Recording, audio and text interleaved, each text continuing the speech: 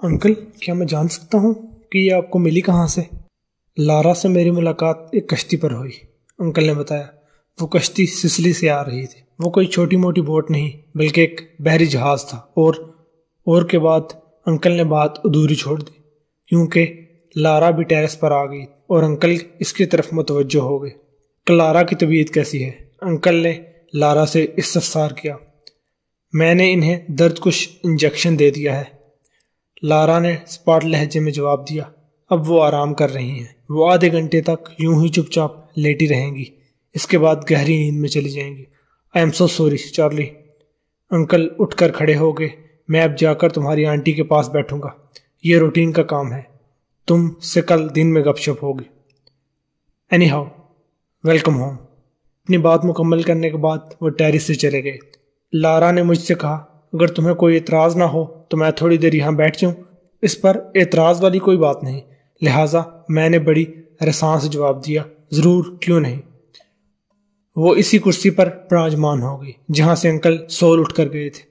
میں اور uncle cigarette نوشی کے لیے یہاں آئے تھے۔ لکی سٹرائک برانڈ کا سگریٹ کا پیکٹ اور لائٹر میرے قریب ہی پڑا ہوا تھا۔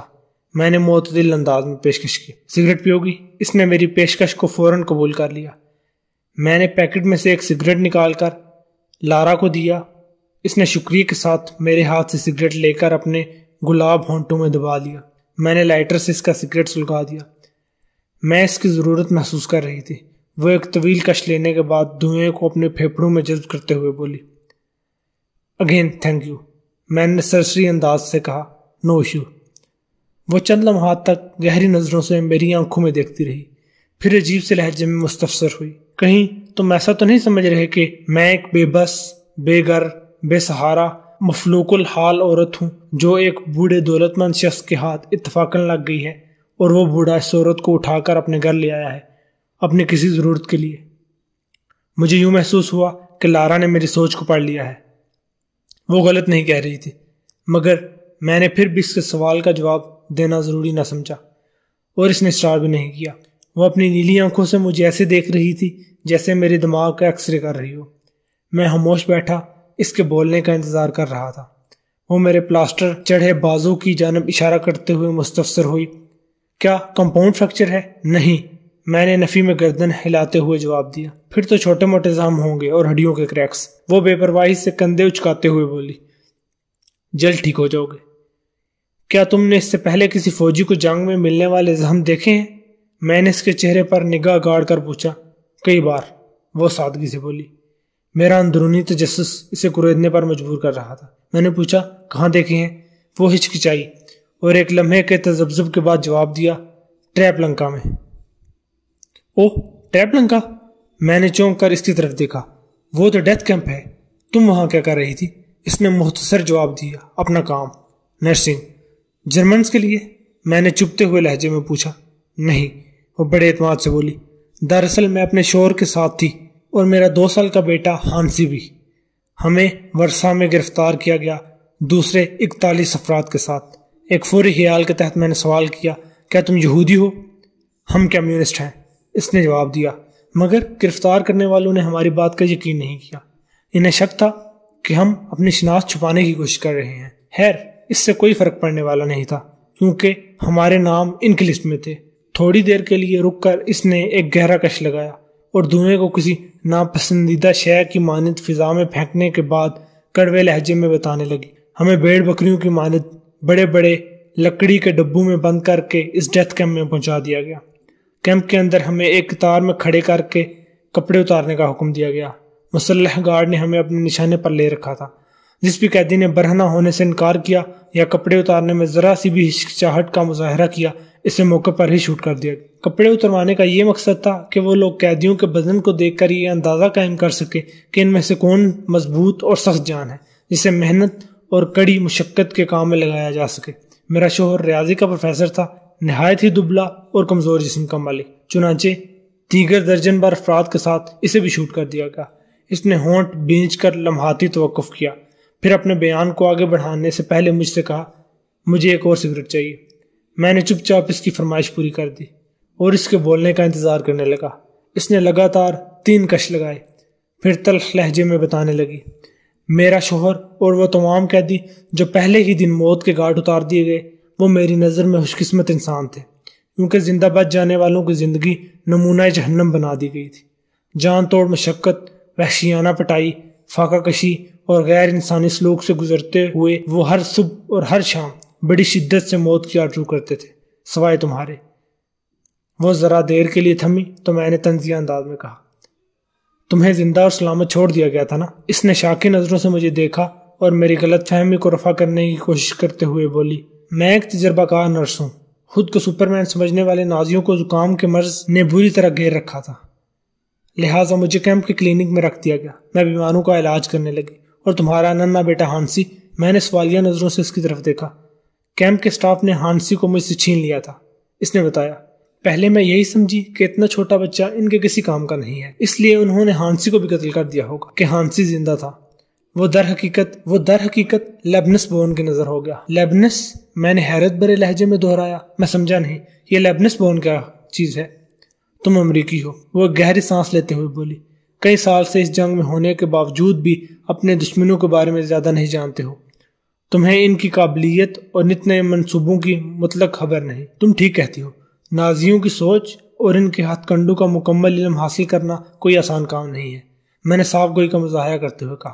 بہرحال تم مجھے یہ بتاؤ کہ یہ لیبنس بون کیا ہے اور تمہارا بیٹا اس کی نظر کیسے ہو گیا؟ 1935 کے اوائل ہی میں نازیوں کی ایک ایسی تنظیم SS نے دنیا بھر سے 3 سال سے کم عمر ایسے بچوں کو اغوا کرنے کی مہم شروع کر رکھی ہے جن کی آنکھیں نیلی ہوں اور وہ بلانڈ بھی ہوں۔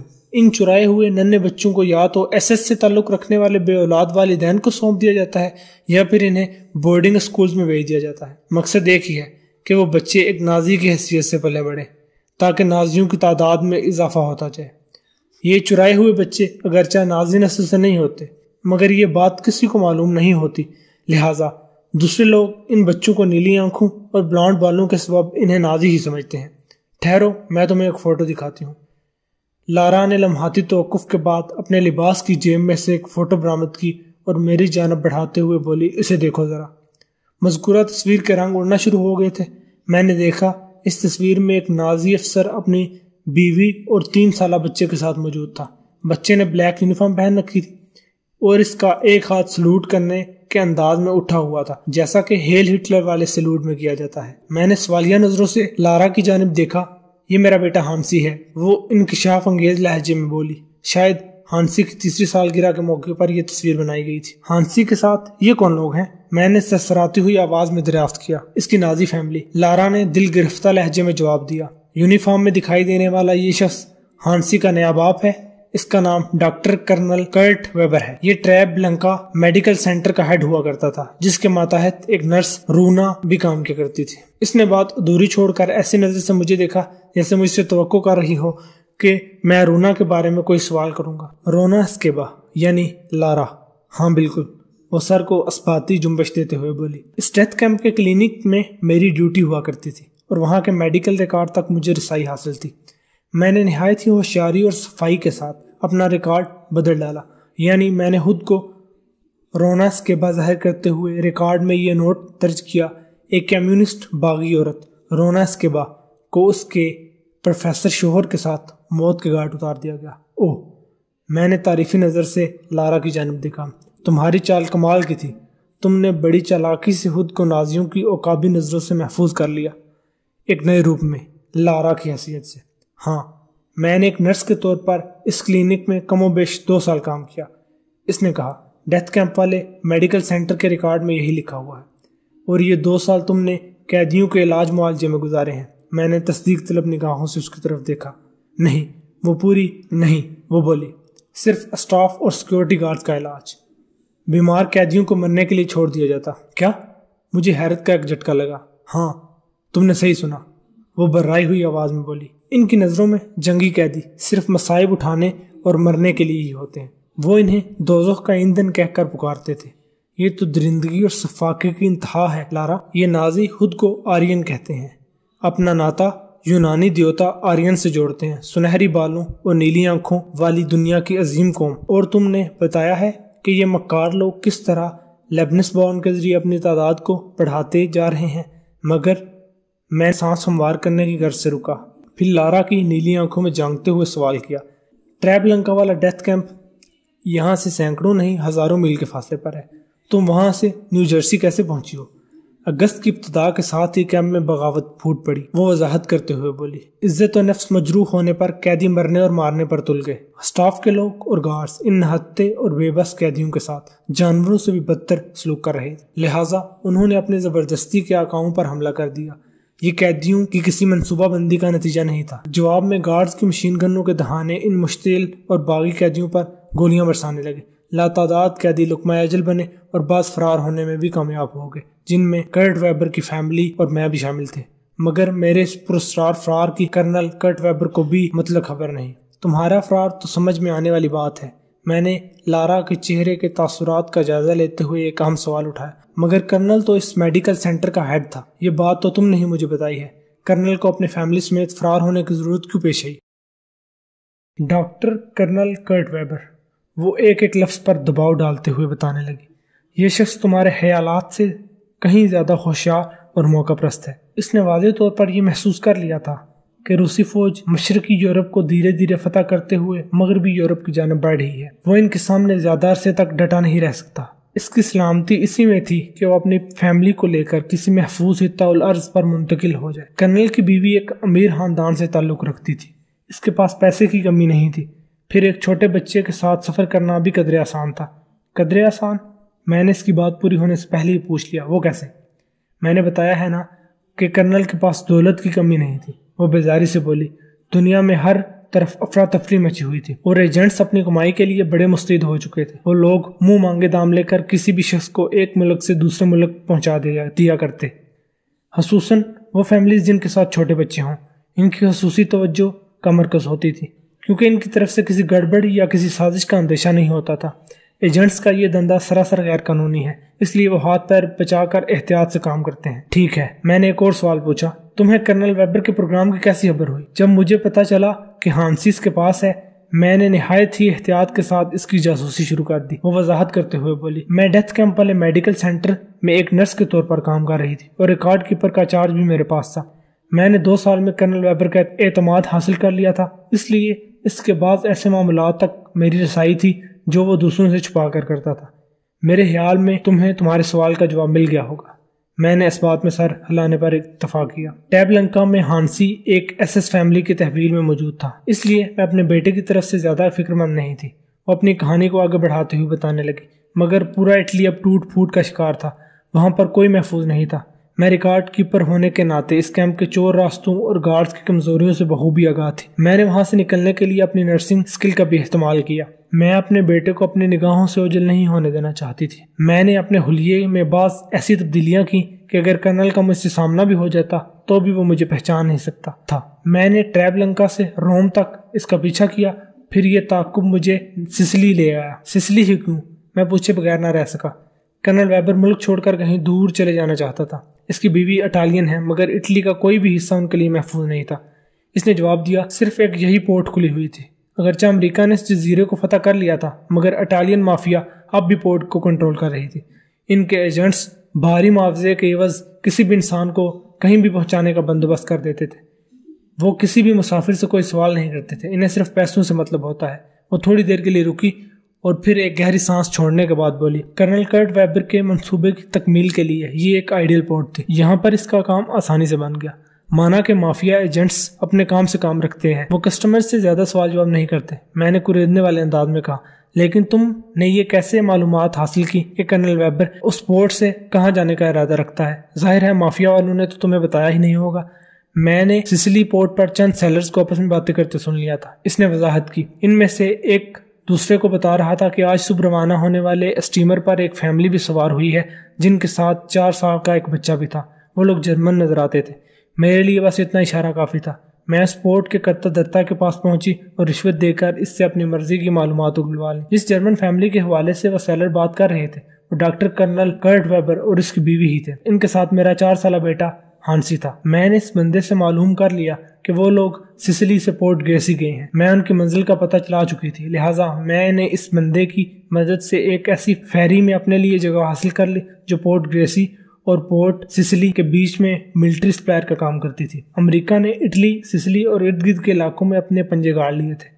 ان ملکوں میں جو تباہی اور بربادی ہوئی تھی، اس نے جا بجا ملبے کے ڈھیر لگا دیے تھے، جس میں ہر نوعیت کا سکریپ وافر مقدار میں موجود تھا۔ میں نے جس فیری کا ذکر کیا وہ سسلی سے گریسی تک سکریپ ڈھونڈنے گئی ہوئی تھی، اور اس نے لمحاتی توقف کے بعد بڑی گہری نظر سے مجھے دیکھا، پھر اضافہ کرتے ہوئے بولی، اسی فیری پر تمہارے انکل سے میری ملاقات ہو گئی۔ انہیں اپنی بیوی کی دیکھ بھال کے لیے ایک تجربہ کار نرس کی ضرورت تھی، اور مجھے پورٹ گریسی میں قیام کرنے کے لیے کوئی محفوظ ٹھکانہ۔